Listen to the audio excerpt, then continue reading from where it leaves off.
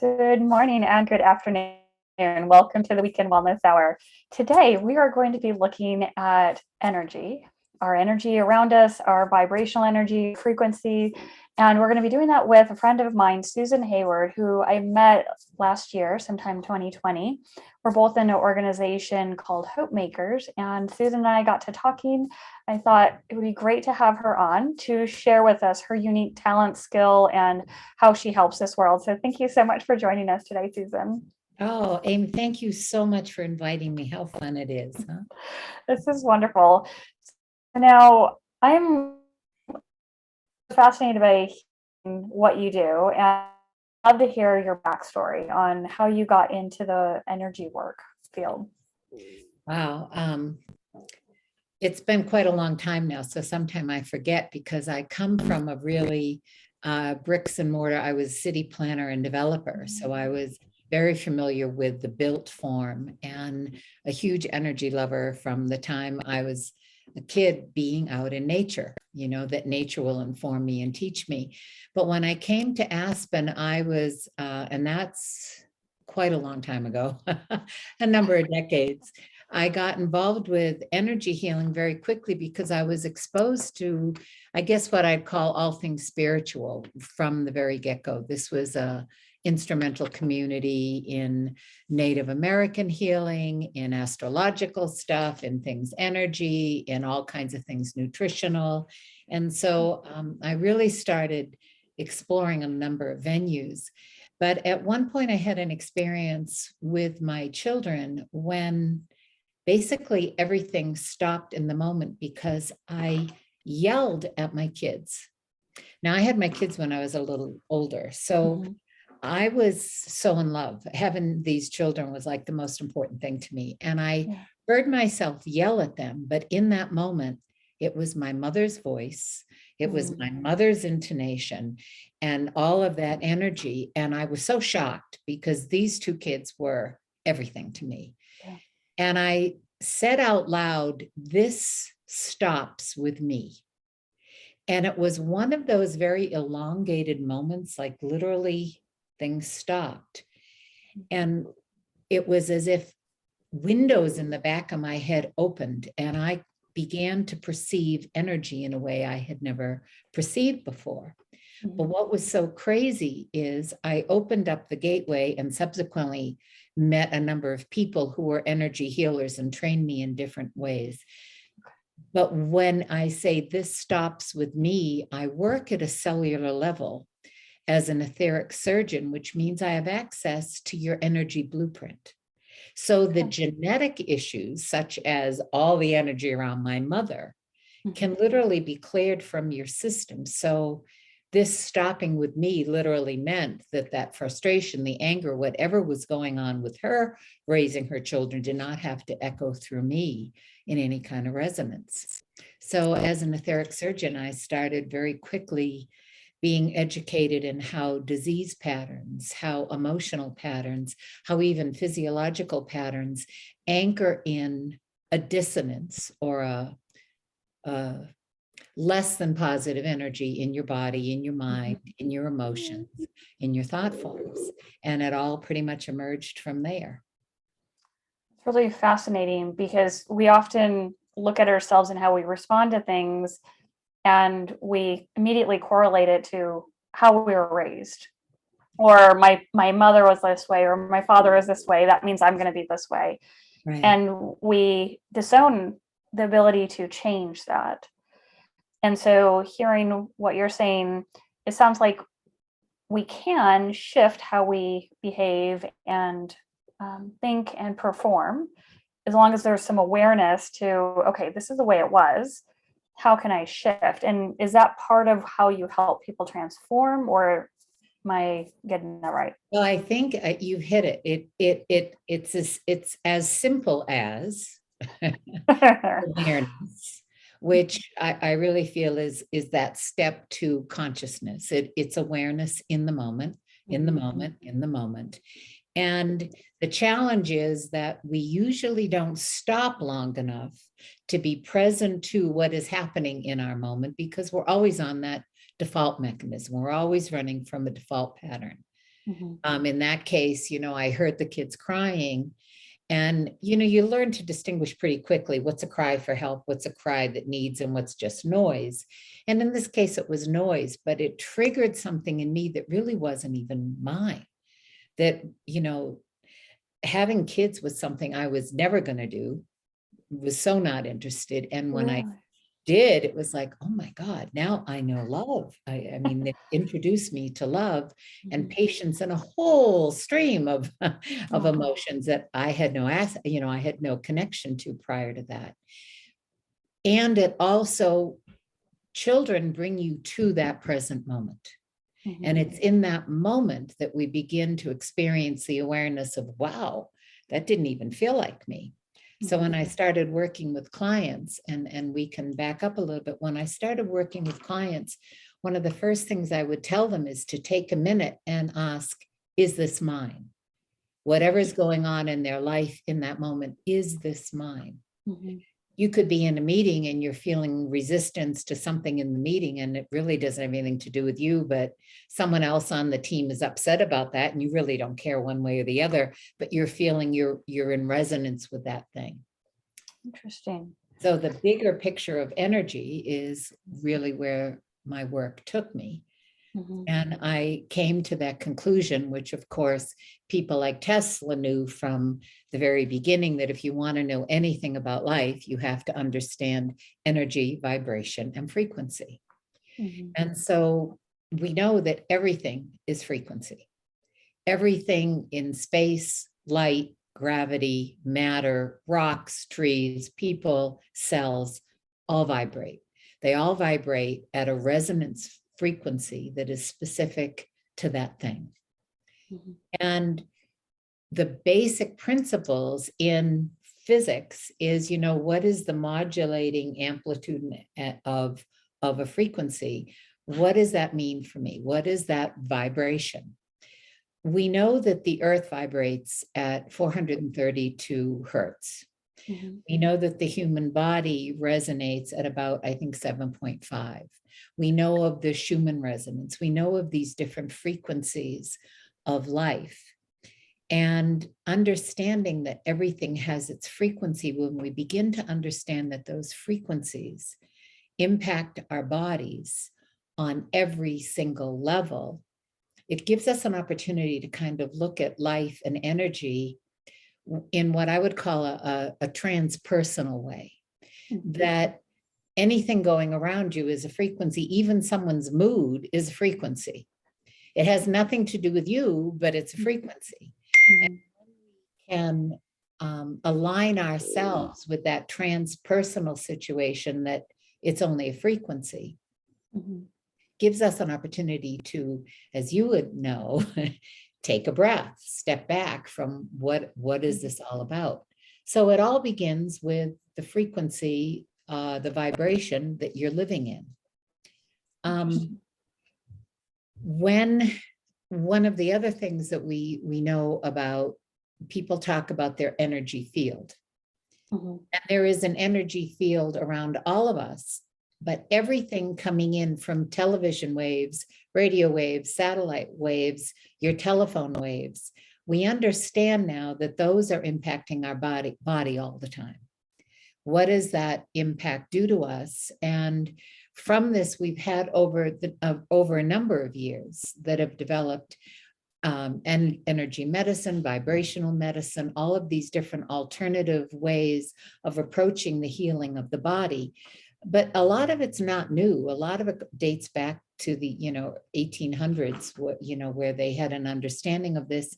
But it's not as readily measurable as scientists would like to experience. So it doesn't really get the airtime, I think is the best way to say it, Mhm. that some of our alternative systems do.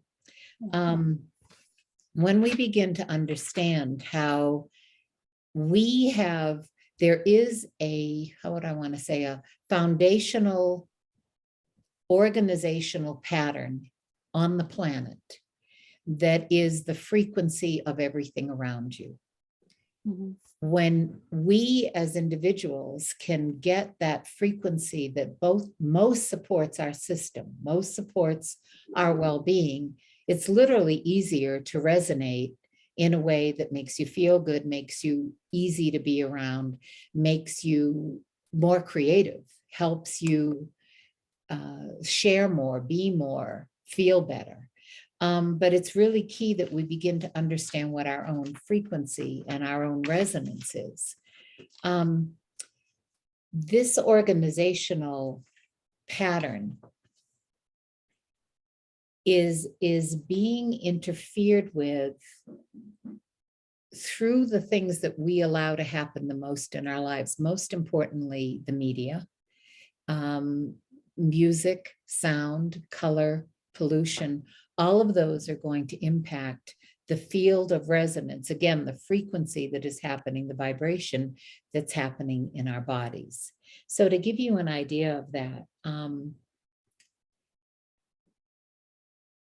we're all familiar with, drawing a blank on his name now, father of, Lipton. I just could not think of his name for a minute. Epigenetics. And in one of his experiments, he was at Stanford at the time, and he took out the nucleus of the cell and found that the nucleus of the cell is vibrating and doing its thing all the time. And it's going to do its thing over and over again because that's what it's programmed to do. But the cytoplasm around the nucleus of the cell is informing the cell in every moment: pump more blood, flash this impulse, run faster, eat some sugar, whatever it is. The environment of the nucleus, which is the cytoplasm, is impacting the well-being of the nucleus. Well, when I first read this years ago, I'm also a Feng Shui practitioner. I was so excited because I knew and know that the environment is informing us all the time of what's going on. Do you walk into a room where you feel really peaceful? You walk into a bar and wow, it's just too noisy here. Yeah. In my case, do I walk into a hospital and my whole body seizes with fear because I just don't like hospitals? That is informing my cytoplasm. But also, if we take it to a broader context, it's informing my energy field of what is available to me, good, bad, and different, in that moment, in that experience. So we have our environment informing us all day long of the song that you like to hear, that morning song that you put on because it makes you feel good. We have that special sweater that you like to wear because the texture against your skin makes you feel nurtured. Right. We have the chair that we like to sit in because you can sit back and it's got your back. So the basics of Feng Shui, as I started playing with it and feeling it, yes, it tells you about this color and this shape and this. What is important about it is, what is the frequency or the vibration of that color? What is the vibration of the shape of the room? What's the vibration of the person coming in who's really cold? Because a cold body is going to have a different frequency than a hot body. We were talking earlier about where you live.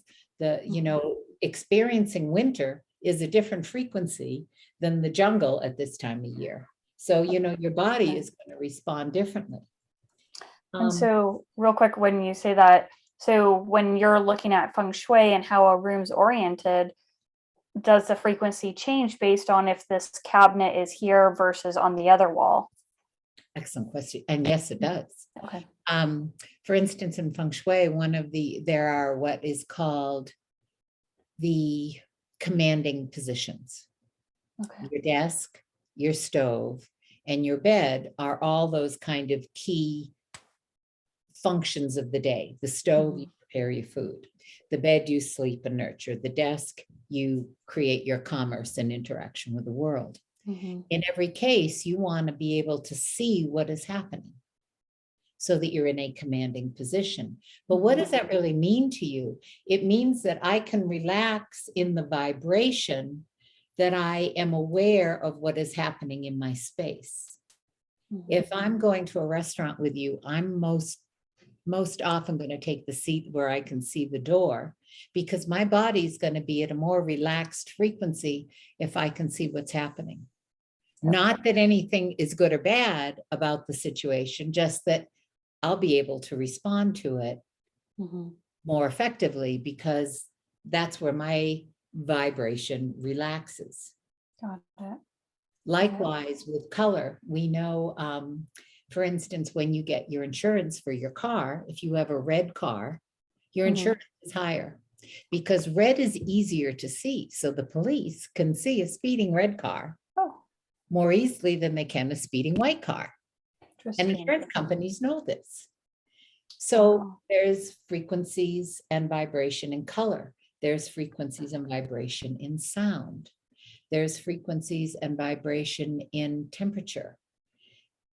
So as we start to understand how these frequencies work and how the vibration works for us, we begin to understand that in every moment, we can influence the vibration that we're putting out to people, the vibration that we're receiving from people, the vibration that moves someone more readily. Does that make sense? That totally makes sense. And I can see how it's not just us and the other person, it's the environment as well. And we have to consider all that as we're moving through our daily life.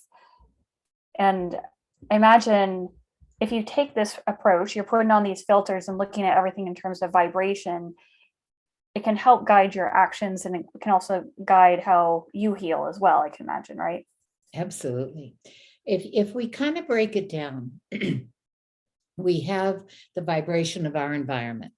Now, if you're in New York City, you're outside, you're on Fifth Avenue, there is a very high vibration. And for a lot of people, that's just kind of moves you through the day and you're pulsing and pulsing. But if you're having a hard time, you're feeling particularly lonely, that vibration may be too much for you to handle. And you see that on the street, you can almost pick it up with people. What is that environment saying? If you come into a quieter room, that's going to impact you in a different way than being out on the street. If that room is a white box, like so many offices are, white is a very sterile color. It's not kind of infuse you with courage or comfort. It's just kind of sterile. So you're still going to be on alert. You're still not really relaxing in that room, as opposed to walking into an office where perhaps there are draperies on the, and the sound is a little more baffled, or there's soothing music coming in, or a candle burning. All of these things that, we hear make it all very Zen, actually do make it very Zen, because they're giving you a more soothing vibration in which to live. But what's really important about that is the same vibration that may soothe me may irritate the psychological vibration of someone else who has a psychological memory of that not being so pleasant, or they tried that and it didn't work and it made them all the more frustrated. So psychologically, we have a different level of vibration coming in. Emotionally, we've got another level of vibration coming in, and then the energetic or spiritual field that we talk about comes in at even a different frequency. So at every given moment, the organism, that is the human system, is operating on all these different frequencies all the time and trying to modulate and be comfortable with vibration, with energy. What I like to share as I worked on so many people over the years, and I've been doing this for 30 years now, is I speak all the time of a concept of alignment, where you are aligned to yourself. Physically, you're aligned. Emotionally, you're aligned. Physically, I'm in my body. I'm standing flat on my feet. I am breathing, and I'm allowing my intuition, my spirituality, my higher sense of things to all be aligned. Now, what we know about vibration is that it's an oscillation of waves from a center point of equilibrium. The key for us to really kind of relax into life is to be in that space of equilibrium, so that my frequency is balanced in a way around me, and I'm spinning within, let's say, kind of an acceptable range of experience, that I'm being pretty cool, as opposed to flying off the handle or being upset or being afraid or whatever particular energy is available to me. The interesting thing is we are bombarded all day long with frequencies that are challenging to the body. So where do we want to keep that frequency like modulating in an area that we can really be comfortable with? And that's what gets me so excited about both energy work and being in the space, because that space around us gives us like a buffer to life. It gives us an opportunity to view from my modulated, aligned space what is going on around me. And you mentioned earlier that awareness that gives us a pause to just allow us to respond to life, respond to the frequencies that someone else, another situation, a room, whatever is going through at any given time. So for instance, when I'm talking about that, we know that the energy field or the chi or the life force around us is literally a sphere. What we then get to understand is energy principles like entrainment. So if I am in a group of people and I am vibrating at a higher energy frequency, and here's the thing, every emotional aspect has a frequency. Shame is one of the lowest and therefore slowest wave frequencies of emotions there is. We've seen in cultures where there has been war and the subsequent steps after war, where a population is just decimated.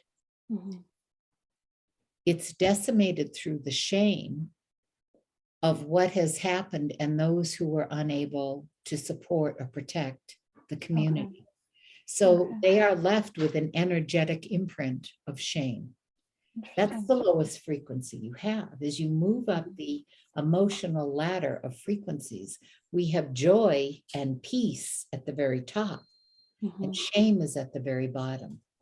When you feel guilty, you're only a few steps above shame. You're feeling guilty, so the radiant frequency that you're putting out is I'm guilty.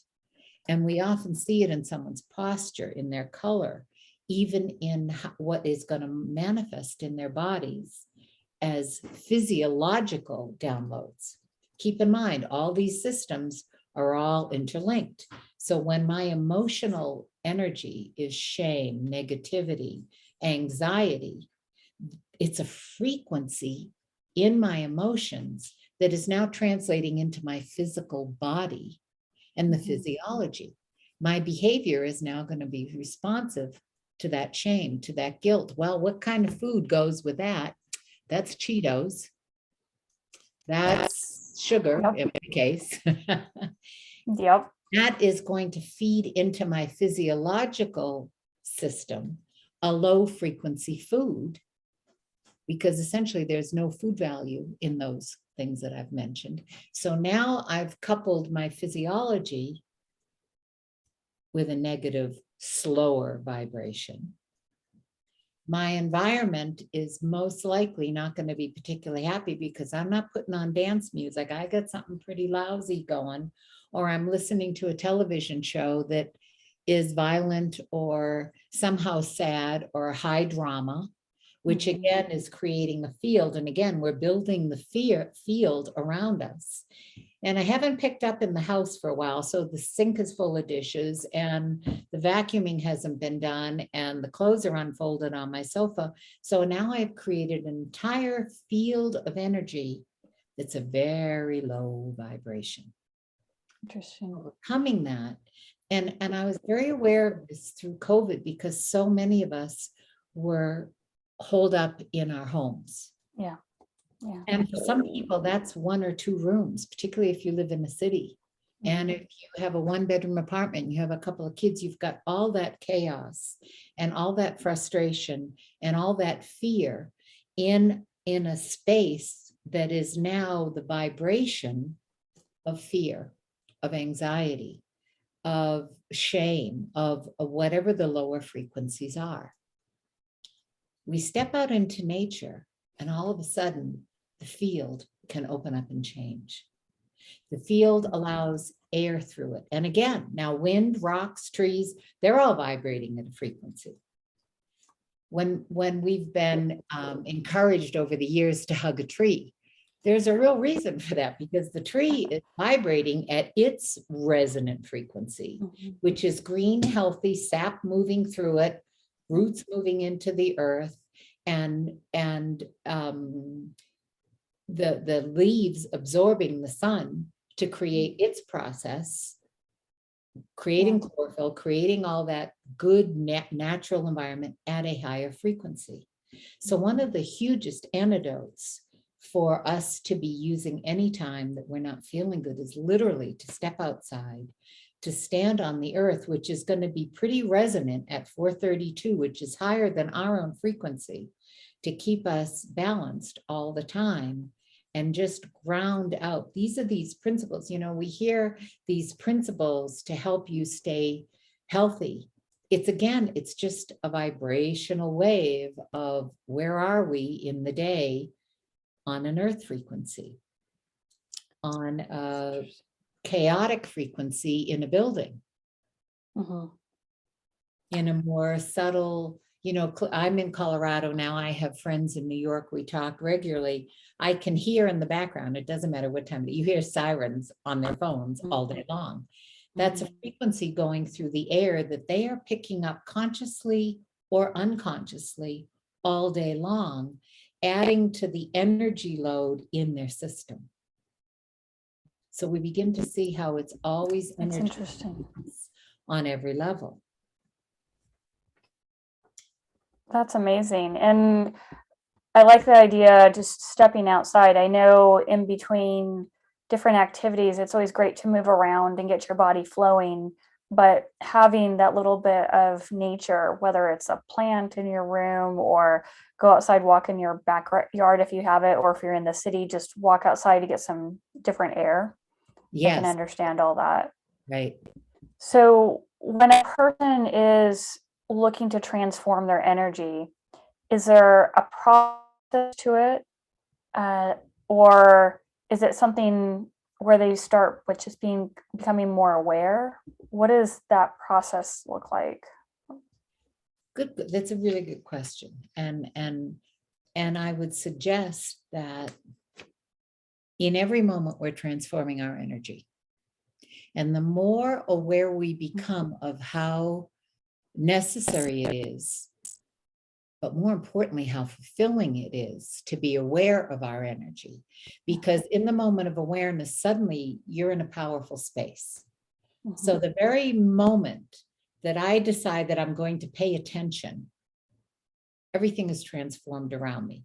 Just deciding to pay attention.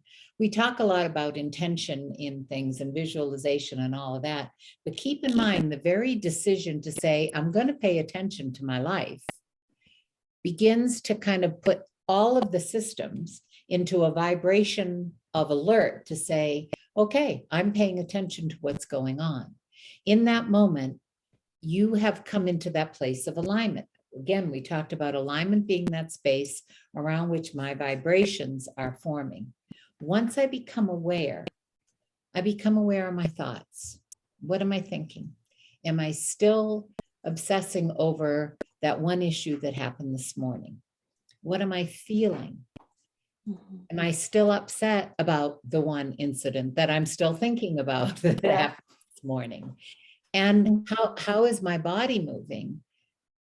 I've probably stopped my body motion because I'm so stressed with what happened that everything starts to close down and my frequency closes down. That means my frequency slows.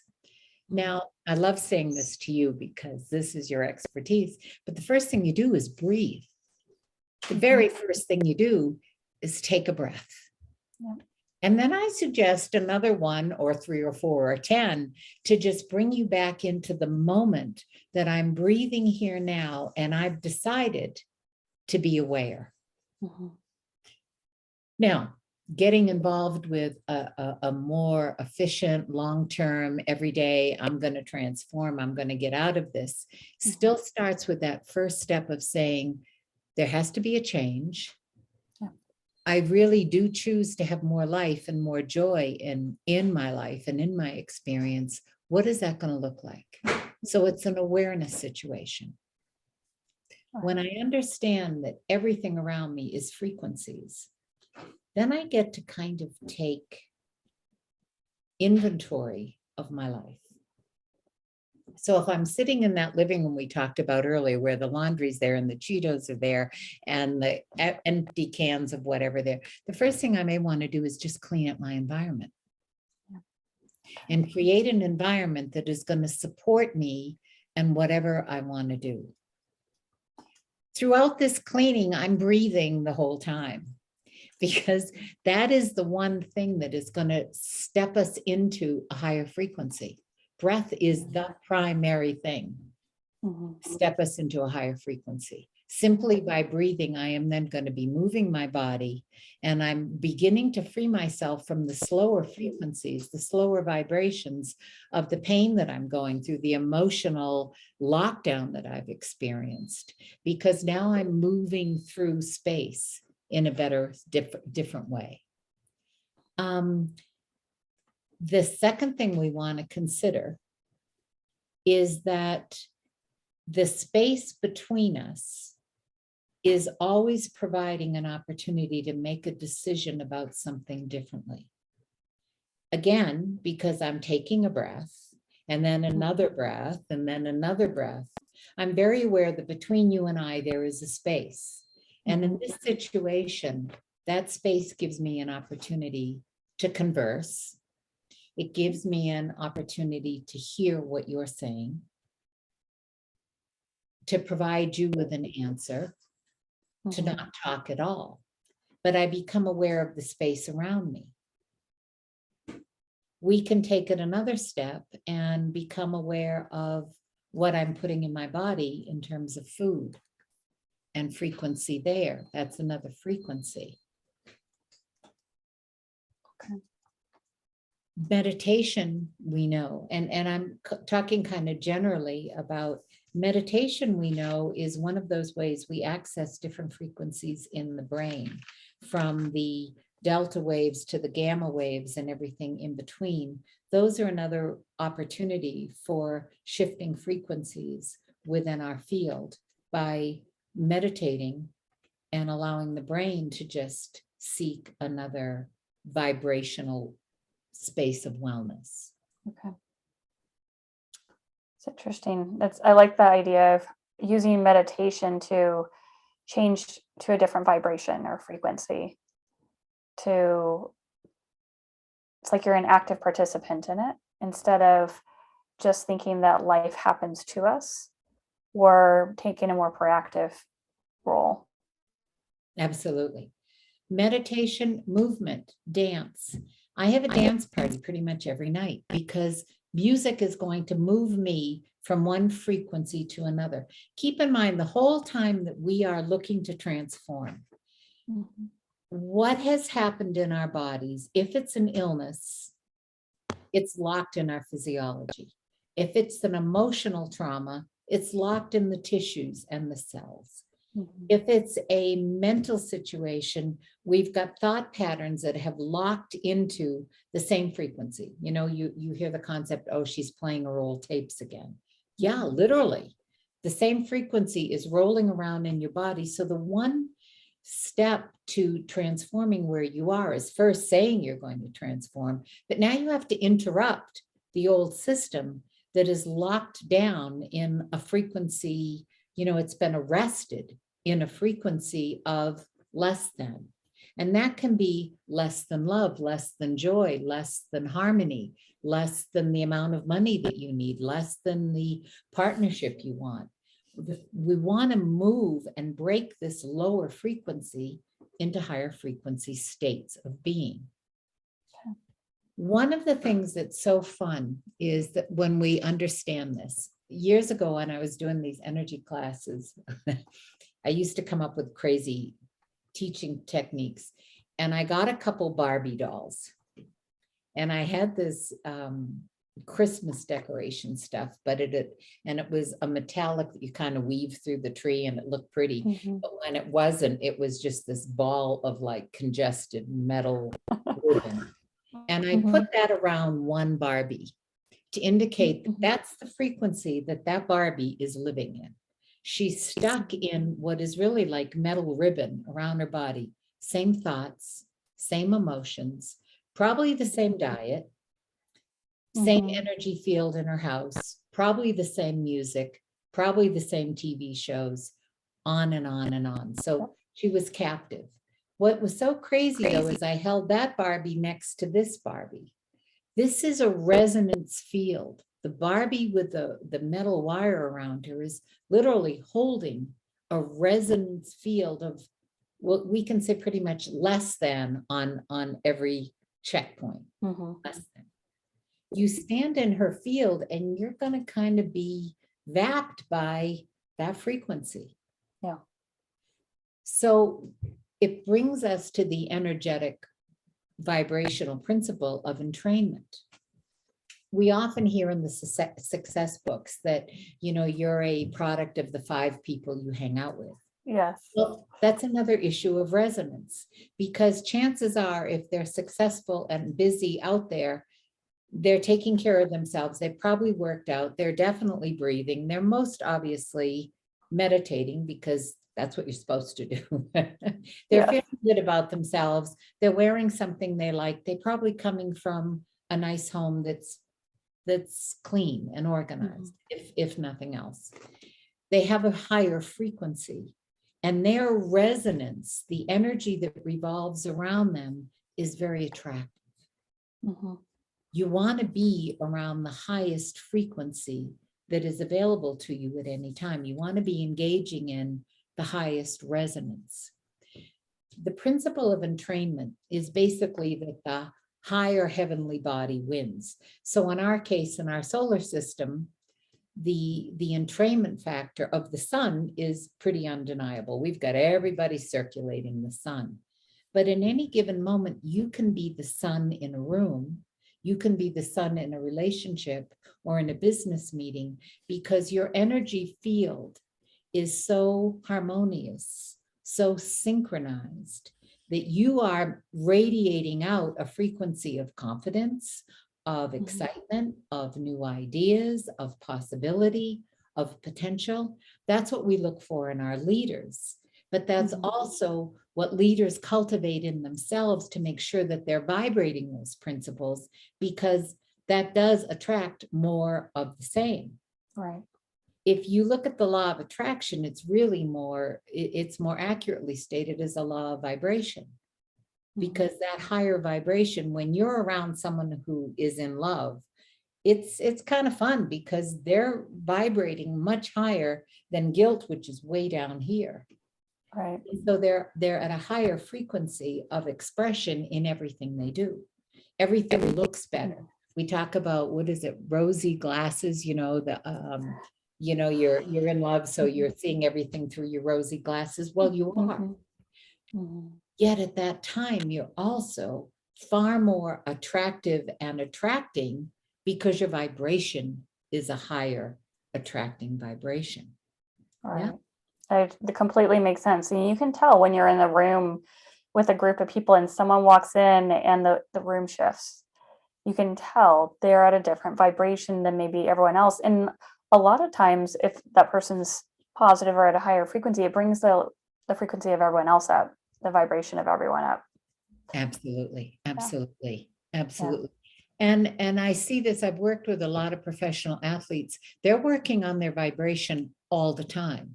And it's not just the visualization of the technique coming off the block, or doing the volleyball set, or, you know, whatever that may be. It's where they're in tune and coherent with the frequency of their body, that every system is firing in that same aligned vibration, that same frequency. Right. The Aspen, the symphony is here in the summer, and I've met a few of the some of the top performers that come in here. You know, true professionals. Music is a frequency. Symphony music comes in at a higher frequency, not surprising than heavy metal. No judgment. It's just, it's a different frequency there. And that is critical to how they're resonating in their music, in their performance, in their field of endeavor. What is that frequency that they're producing? And they're very aware of that as they get ready for their system. They know what scales bring them into the coherence within their body with the frequency. So we see this in, you know, pretty much every field. I'm sure you have a practice before you start working with your clients. You have a practice that gets you to a vibration where you're sharing. What is that? What is your practice? Yeah, absolutely. So I am very careful about my energy. And so I typically start my morning doing a specific type of breathing to calm myself down from anything that happened overnight when I was sleeping. And then I go for a run, which also helps me connect with nature. I get that. It starts my day. And then when I'm working with clients, I make sure I actually schedule a 15-minute break in between clients, because whatever happens during a session, if they're relaying to me some struggle and we're shifting them to, as they calm down and calm their nervous system down and get out of pain, their energy comes up, but I've absorbed some of what they've said. So I need to have a break where I get up, go walk around. Typically I try to get outside. So I regenerate, then I come back in and I'm ready for the next person. So I used to not be as careful about that, and it drained me. By the end of the day, I mean, stick a fork in me and I'm done. But now I feel good, because then I go outside at the end of my day, I go for a walk, regenerate, release. Then I feel good. I can cook some dinner, connect with nature some more through the food and plants. And it's how I've preserved myself. And I think what you're saying, what can we all do during our day to preserve our energy, to keep our vibration high? So by the time you go home at night, your family members don't take the brunt of your energy and frequency being so low. That's so astute, and thank you for asking that, because I have so many ways I want to answer that. One of the things I heard recently from a woman who is a nurse, and she's worked in trauma, she's worked with dental, she's worked in all kinds of things. She told me at one point they would be 8 to 10 hours on their feet without a pee break because of the tension and the stress in that room. And I want to use that as an example.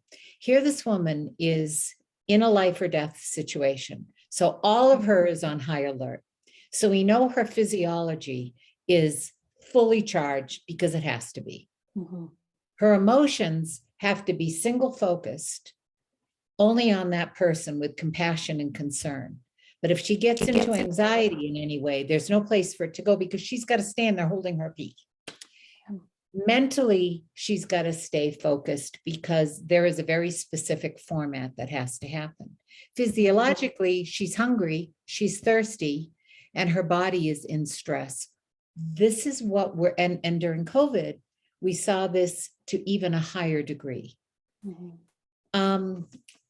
I work with a lot of professionals. They're on the phone all day long. They don't take time for lunch.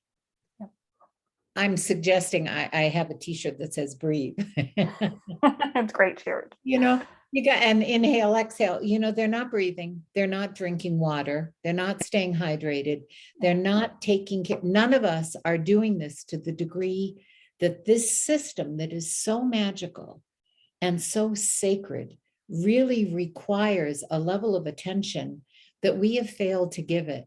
And as a result, I think we've found ourselves in a stressful situation that is not only not productive, but it's so easily changed. So let's back it all up. You're sitting down at your desk. The first thing you need to do is make sure you have a glass of water and ideally a pitcher of water beside you to keep you hydrated during the thing.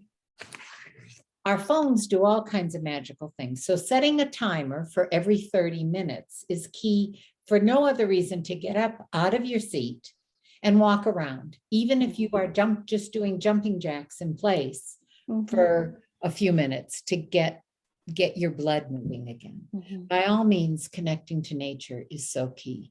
Even if you're walking out on the balcony, or as you said earlier, having plants around. We have so many plants in the house, plants around that you can touch, plants that feel furry, plants that are kind of funny and make you laugh. Not necessarily pokey plants, because that's not particularly soothing. Having high frequency food, which basically means raw. Have fruit around, eat an apple. Remember a good old apple. Just buy an apple, eat a banana, eat those things that are really, really basic. And then get away from our screens, because the screens have a lot of vibrational energy coming through. And there are studies and studies and studies. Vibrational medicine is talking about this all the time, that all of these 5G and all of that, and I don't know enough about it to get into it, there's too much stress on the body. The body is not able to harmonize that with its system. Another thing we want to do is get a couple music tracks that you can play in the background that are just going to take the edge off. Even I listen to my son on Zoom calls all day long, and it's just irritating to the body. It's hard for me to be in the room when that's playing. Get some music in the background, and it can be anything fun or happy or whatever, but get a frequency going in the background that's going to soothe you and give you an opportunity to chill out. Interestingly, having things to touch that are soft and relax the nervous system are really very powerful. When I'm working with autistic kids or even kids with ADHD, which, whatever, having a railing that is soft or furry, having a velvet chair or a fluffy pillow, the tactile response allows your body to just chill down. Kind of silly, those squeezy things that some people have in their offices, they actually do serve because they're allowing a pulse through your body to keep you moving. Movement, again, you got to get up and move regularly. And then most importantly, you got to be breathing. And I know you could give us far more tips about that. That breath is going to be what's keeping the vibration at ease. That's giving you an opportunity to even survive in a situation that's so stressful. Yeah, that's amazing. And I completely agree. Yeah, there's so many ways that we affect our breath, and even we don't realize often that we hold our breath. And if we can just get that simple process moving, it brings back life into us. So, have you noticed when you're even in a conversation with people how infrequently they breathe? Oh, absolutely. People hold their breath all the time, and even once they become aware of it, you can start playing a game with yourself and realize you don't breathe as often as you would think. And when you get stressed, your breathing mechanism changes to something else. So there's a lot that goes into it. It's not just your breathing for oxygen. There's a lot of body processes that depend on how you breathe, how often you breathe, all of that. So, absolutely. Yeah. And so the system continually locks down, locks down, locks down, locks down. Yeah.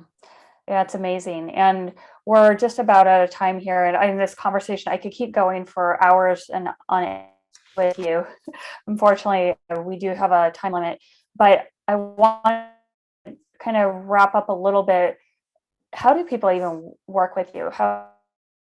Because you shared so much information with us today. And I know there's much more I didn't even cover, but what's the best way that people can reach out to you?